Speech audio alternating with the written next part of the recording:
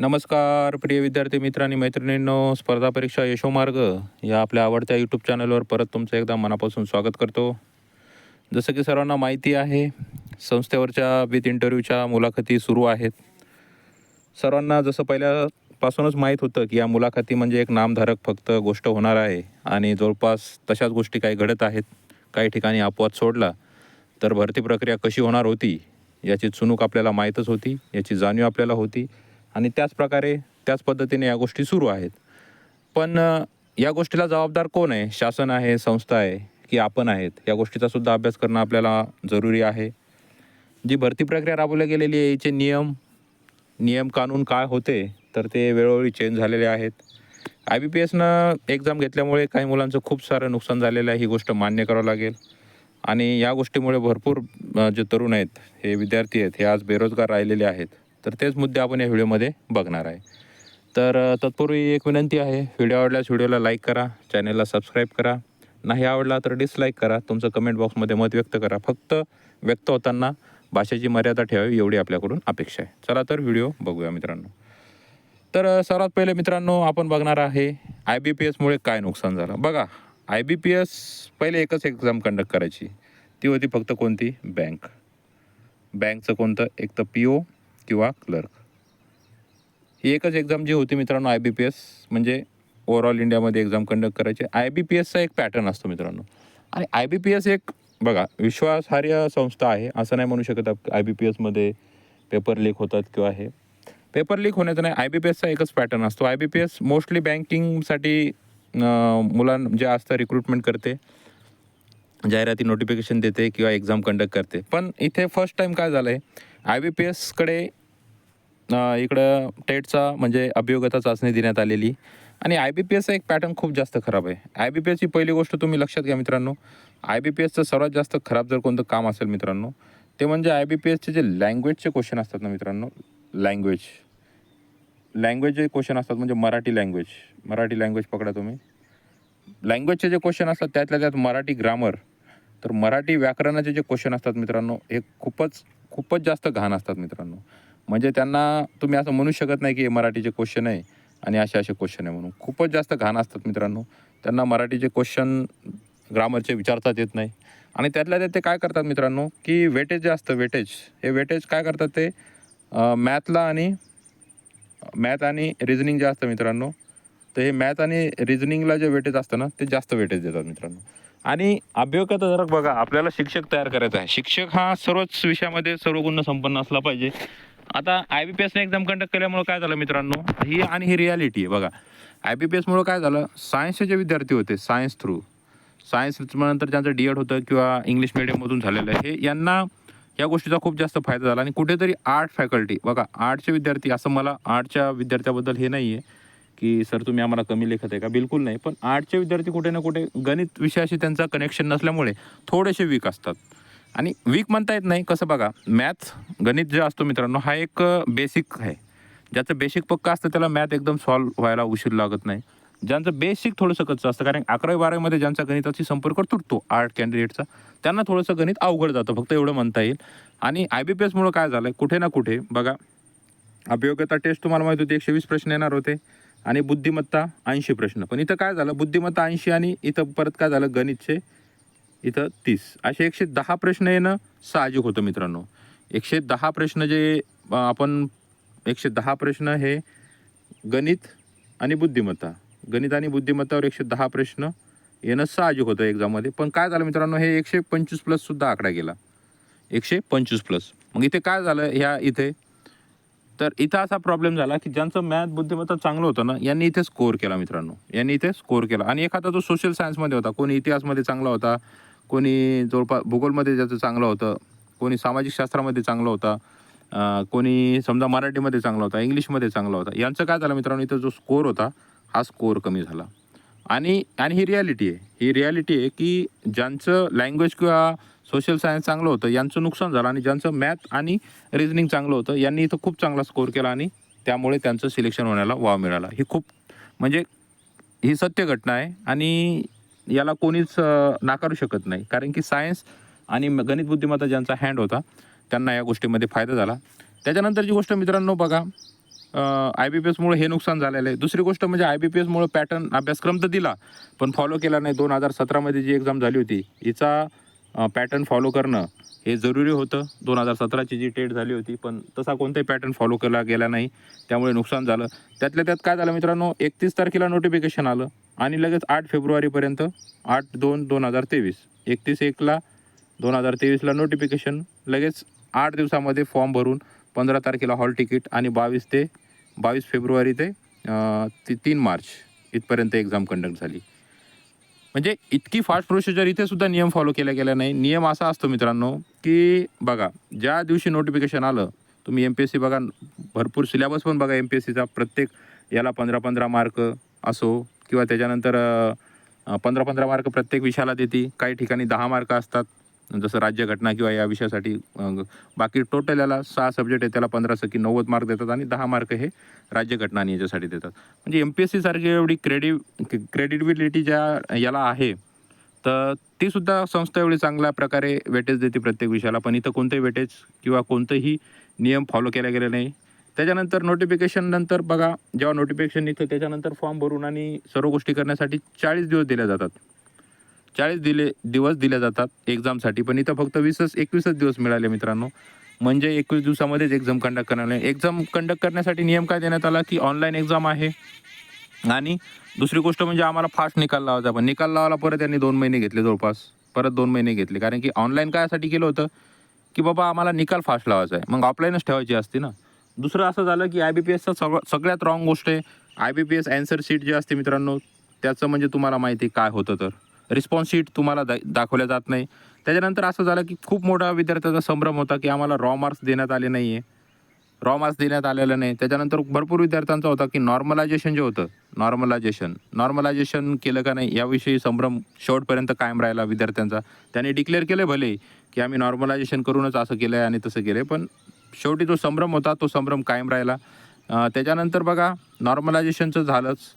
बघा, response sheet नाही, नॉर्मलायझेशनचं काय झालं माहिती नाही, रॉ मार्क्स दाखवण्यात आलेले नाही आणि त्याच्यामध्ये परत सिलेबस फॉलो नाही. म्हणजे IBPSमुळं एक तर नुकसान झालं आणि सर्वात मोठी मित्रांनो म्हणजे जो काठिण्य पातळी होती बघा, काठिण्य पातळी तुम्हाला माहिती आहे, की एवढ्या शिफ्टमध्ये पेपर झाल्यानंतर काठिण्य पातळी याची पाळल्या गेली नाही.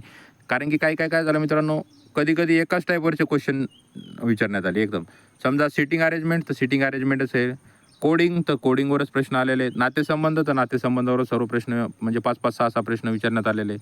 या गोष्टीमुळे काय झालं, विद्यार्थ्यांचा ज्यांना हे क्वेश्चन सॉल्व्ह करणं म्हणजे सोपं जात होतं, त्यांना ह्या गोष्टीचा फायदा झाला. यामध्ये त्यांनी जवळपास आउट ऑफ मार्क्स घेतले. पण ज्यांना अवघड जात होतं त्यांना खूप मोठं नुकसान झालं.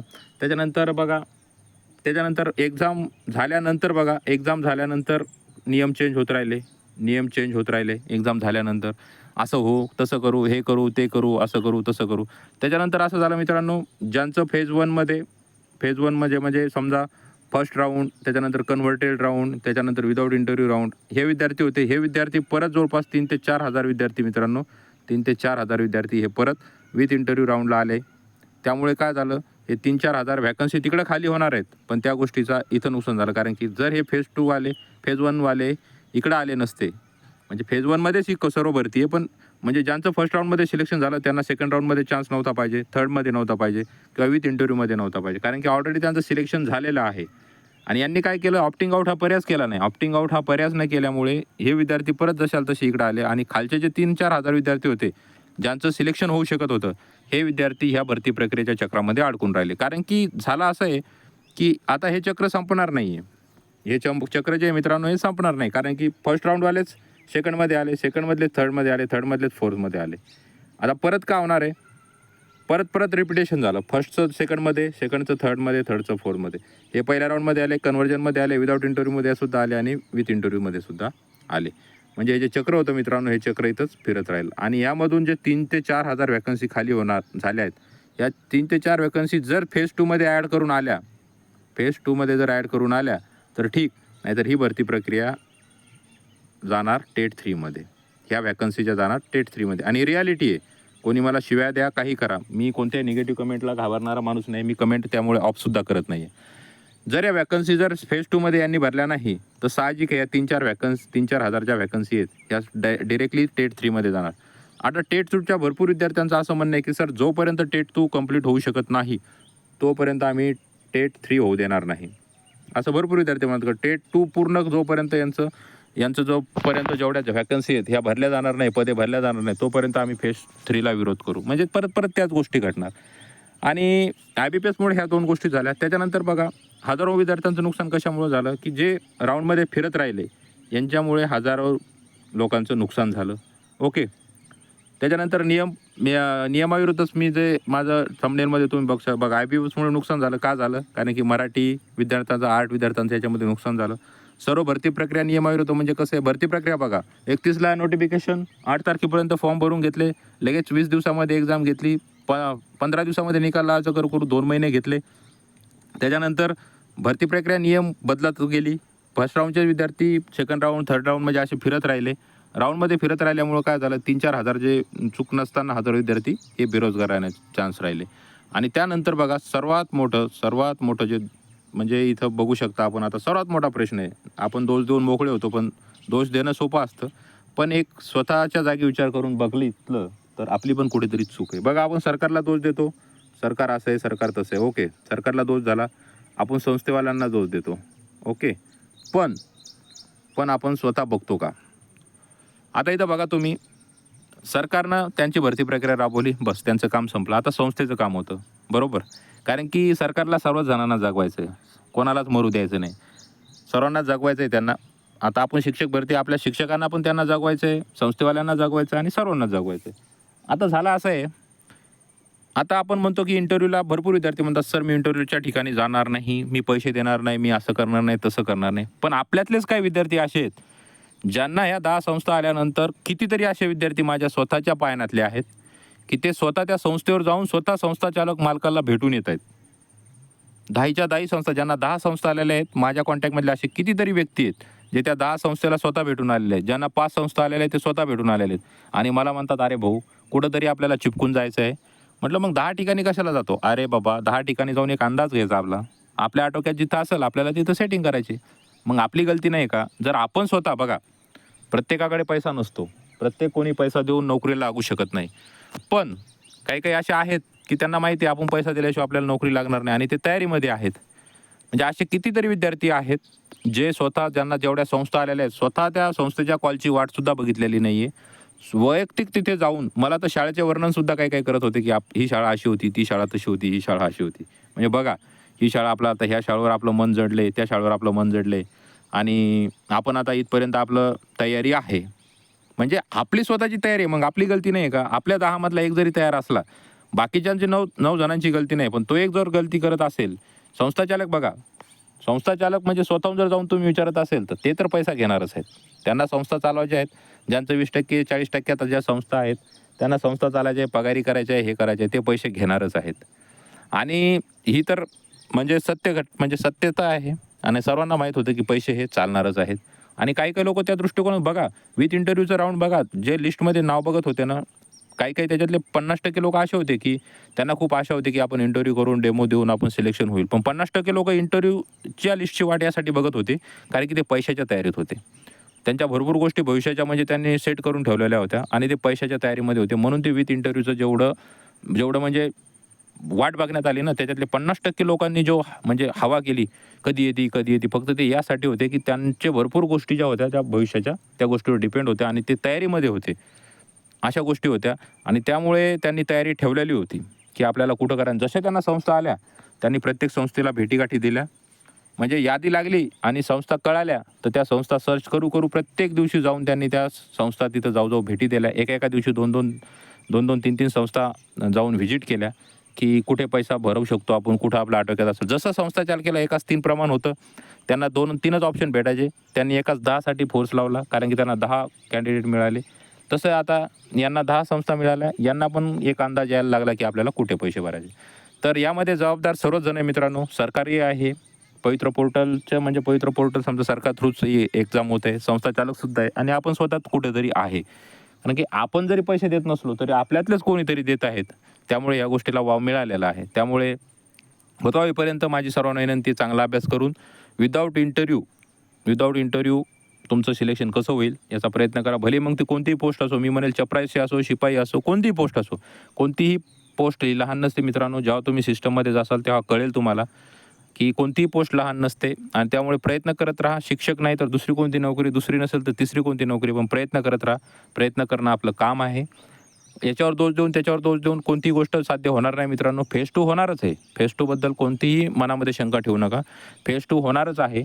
पण फेज 2 किती जागा काढतील, किती जागा नाही काढणार, तो कधी होईल, कधी नाही होणार, रिक्त पदाचं काय होईल, अपात्राचं काय होईल, गैरहजरचं काय होईल, माजी सैनिकच्या जागेचं काय होईल, खेळाडूचं काय होईल, हे प्रश्न सुरूच राहणार आहे मित्रांनो. भरती प्रक्रिया आल्यानंतर त्याच्यामागे भरपूर सारे प्रश्न येतात. ह्या प्रश्नाचे उत्तरं सुरूच राहणार आहे.